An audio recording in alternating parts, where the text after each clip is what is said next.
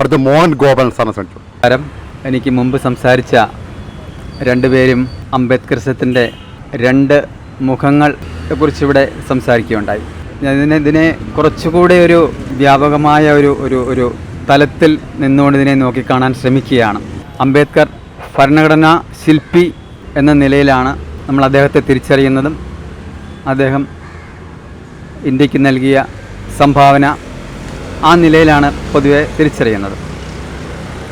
അതിനേക്കാൾ കൂടുതൽ മറ്റൊരു തലത്തിൽ അദ്ദേഹം ചെയ്ത വലിയൊരു കോൺട്രിബ്യൂഷനാണ് ഇന്ത്യൻ സാമൂഹ്യ വ്യവസ്ഥയിൽ ആഴങ്ങളിൽ ഇടപെട്ടുകൊണ്ട് അവിടെയുള്ള പുഴുക്കുത്തുകളെ ചികഞ്ഞെടുത്ത് നമ്മുടെ മുൻപിൽ അവതരിപ്പിച്ച് അത് ബൗദ്ധികമായി ഏറ്റവും മുൻപിൽ നിൽക്കുന്ന തിയറികളായിരുന്നു. അതേസമയത്ത് തന്നെ സ്വന്തം ജീവിതം കൊണ്ട് തന്നെ അതിനെ ചുറ്റിപ്പറ്റി ആഴങ്ങളിലേക്ക് വളരെ റാഡിക്കലായി ഇടപെടുകയായിരുന്നു. ഗാന്ധിയോടല്ലെങ്കിൽ ആ സമയത്ത് അതേ രീതിയിൽ യുദ്ധം പ്രഖ്യാപിച്ചുകൊണ്ട് ഒരു ആളിനും ഇന്ത്യൻ സ്വാതന്ത്ര്യ സമര കാലത്തോ അതിനുശേഷമോ പിടിച്ചു നിൽക്കാൻ കഴിയില്ലായിരുന്നു.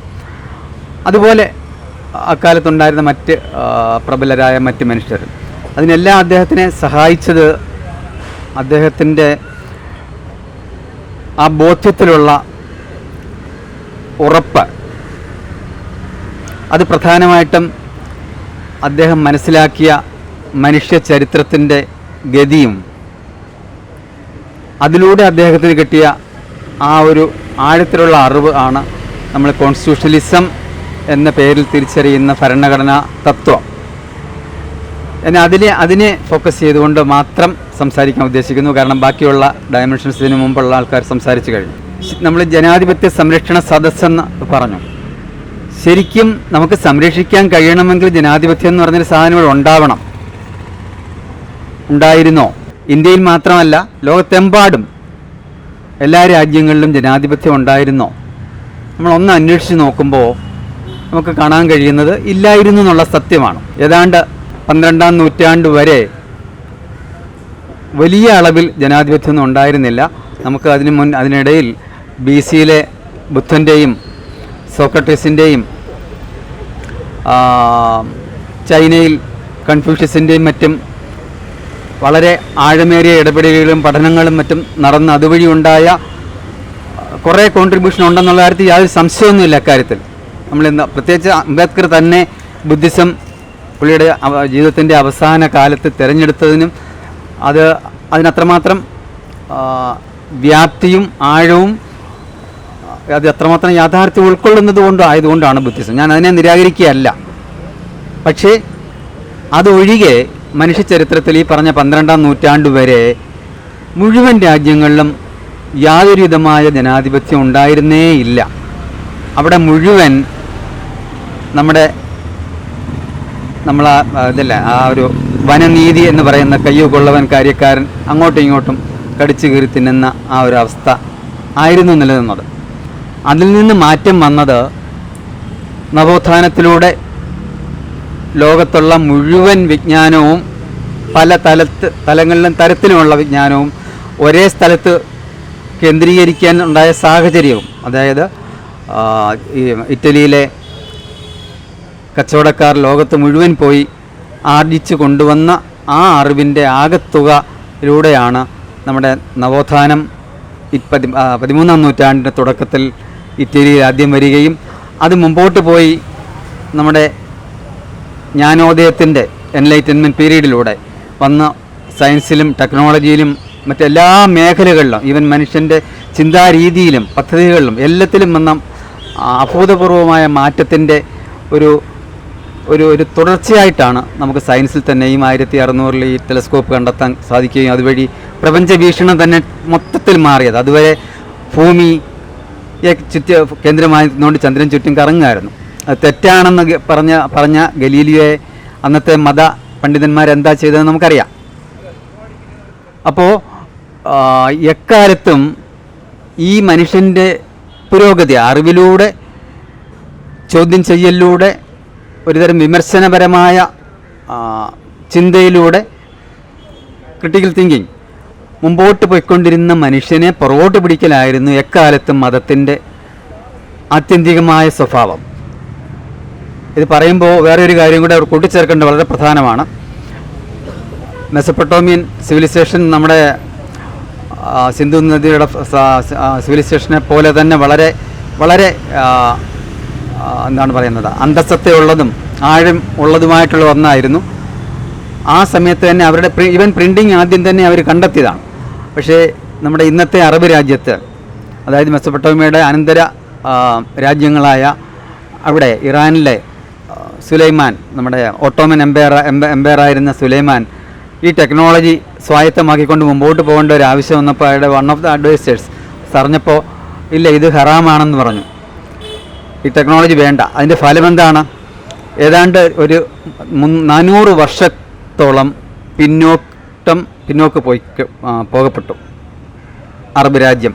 അതിൻ്റെ ഫലമായിരുന്നു നമ്മളിപ്പോൾ ഈ കഴിഞ്ഞ ഒരു 20-30 വർഷങ്ങളിലായി കണ്ട പാശ്ചാത്യ നാടുകൾ അവിടെ വന്ന് ഇറാഖ് യുദ്ധമാണെങ്കിലും ഇറാൻ യുദ്ധമാണെങ്കിലും അതുപോലെ നമ്മുടെ ഇപ്പോൾ മറ്റ് രാജ്യങ്ങളിൽ വന്ന് എണ്ണയ്ക്ക് വേണ്ടി മറ്റാൾക്കാർ വന്ന് അവരെ അടിമകളാക്കിയതിൻ്റെ കാരണം ഈ 400 വർഷത്തെ ചരിത്രത്തിലുള്ള പുറകോട്ട് പോക്കലാണ്.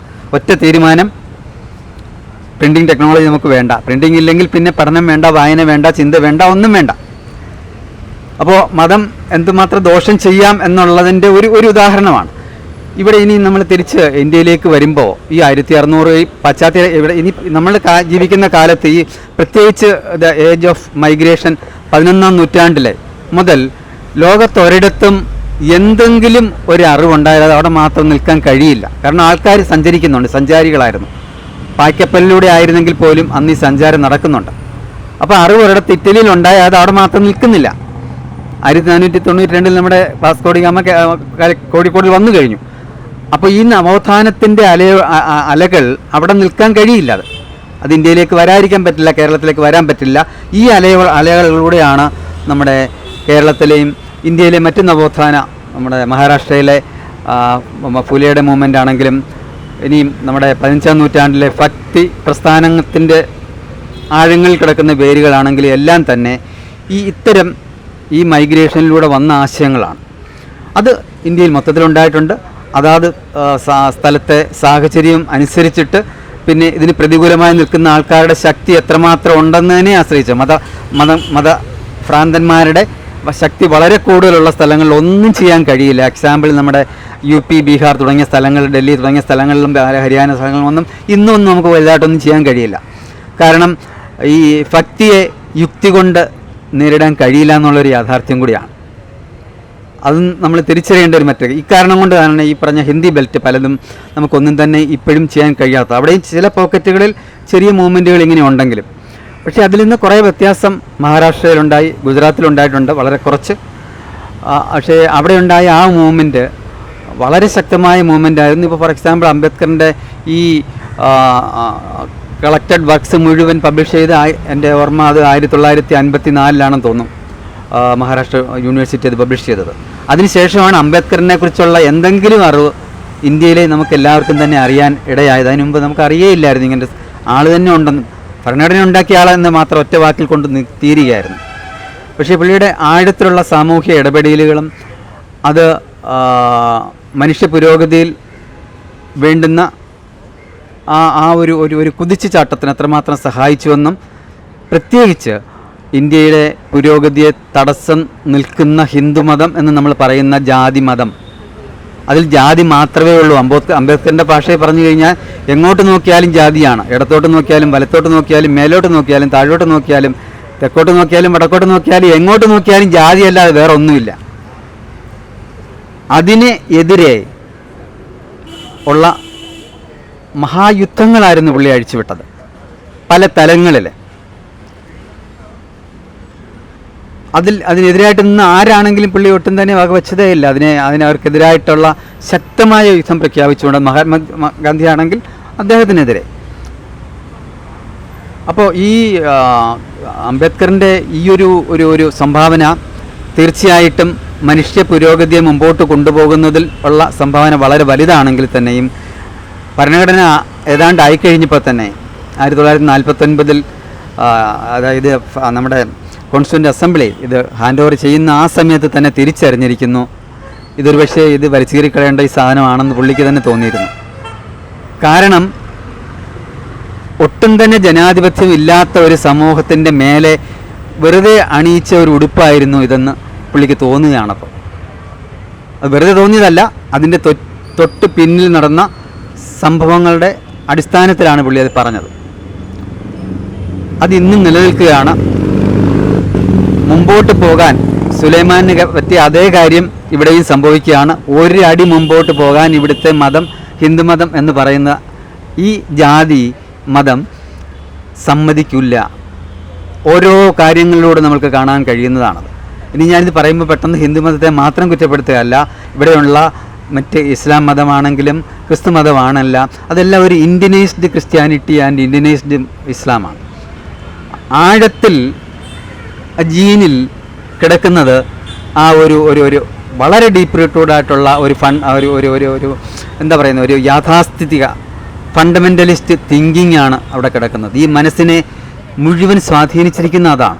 അതുകൊണ്ടാണ് വലിയ വ്യത്യാസം നമുക്ക് കാണാൻ കഴിയാത്തത്. ഹിന്ദുമതമാണെങ്കിലും ക്രിസ്തുമതമാണെങ്കിലും മുസ്ലിം മതമാണെങ്കിലും ഇത് അങ്ങനെയുള്ളൊരു കാര്യം വരും. ഫോർ എക്സാമ്പിൾ, ഈ അടുത്ത സമയത്ത് നമ്മുടെ ട്രാൻസ് സഹോദരന്മാരും സഹോദരികളുടെയും അവർക്കൊരു നീതി, ജീവിതത്തിൽ ഒരിക്കലും നീതി ലഭിക്കാത്ത ഒരു വിഭാഗം ആൾക്കാരാണ്. ഏതാണ്ട് 20% റഫ്ലി, ഇത് ഗൂഗിളിൻ്റെ ഫിഗറാണ്, എനിക്ക് കൃത്യമായിട്ട് അറിയില്ല. ഏതാണ്ട് 20% പോപ്പുലേഷൻ LGBT+Q കമ്മ്യൂണിറ്റിയാണ് ഇന്ത്യയുടെ. അവർക്ക്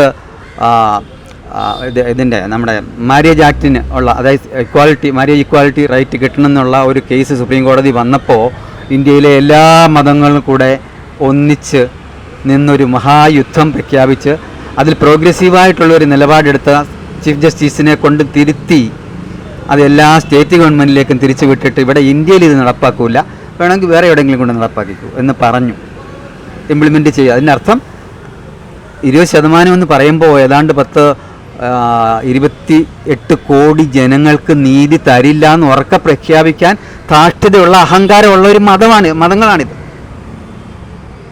1-2 ആൾക്കാരല്ല, നിങ്ങൾക്കൊരിക്കലും നീതി തരില്ല എന്ന് പ്രഖ്യാപിക്കുകയാണ്, ഒരു ഉറക്കെ പ്രഖ്യാപിക്കുകയാണത്. ഇവിടെ നമ്മുടെ ഭരണഘടനയിൽ നീതി, നമ്മുടെ ഫണ്ടമെൻ്റൽ ഇതിൽ റൈറ്റ്സിൽ ഇതിൽ നമ്മൾ എഴുതി വയ്ക്കുന്നു. അതുപോലെ ബാക്കിയല്ല, സ്വാതന്ത്ര്യം, സമത്വം, സാഹോദര്യം, ഈ 4 ഭരണഘടനാ മൂല്യങ്ങൾ ശരിക്കും നടപ്പാക്കപ്പെടുന്നില്ല എന്നുള്ള കാര്യം നമുക്കെല്ലാം അറിയാം.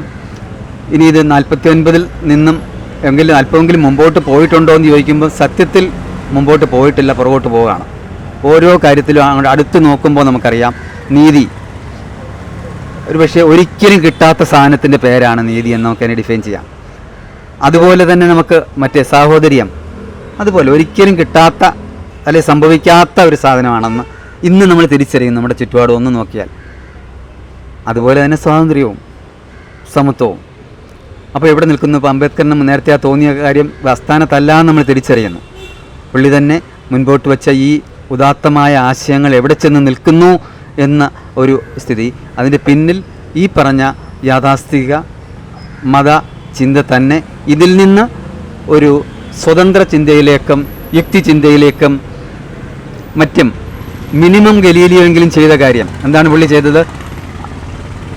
പോപ്പ് പറഞ്ഞപ്പോൾ മുട്ടുകുത്തി അവിടെ പറഞ്ഞു, ഞാൻ പറഞ്ഞ എല്ലാം തെറ്റാണ്, സോറി, ക്ഷമിക്കണമെന്ന് പറഞ്ഞു. അവിടെ നിന്ന് എഴുന്നേറ്റ് വന്ന് ഇപ്പുറത്ത് വന്നപ്പോൾ പുള്ളിയെ കൊണ്ടുപോകാൻ വേണ്ടി ടെക്നോളജിയുടെ വലിയ കമ്പനികളുണ്ടായിരുന്നു ഇൻവെസ്റ്റ് ചെയ്യാൻ വേണ്ടിയുള്ള, അവർ കൊണ്ടുപോയിട്ട് അപ്പുറത്തോട്ട് മാറ്റി, ഇല്ല ഞാൻ അവിടെ പറഞ്ഞത് തെറ്റാണെന്ന് പുള്ളി തിരിച്ച് പറഞ്ഞു.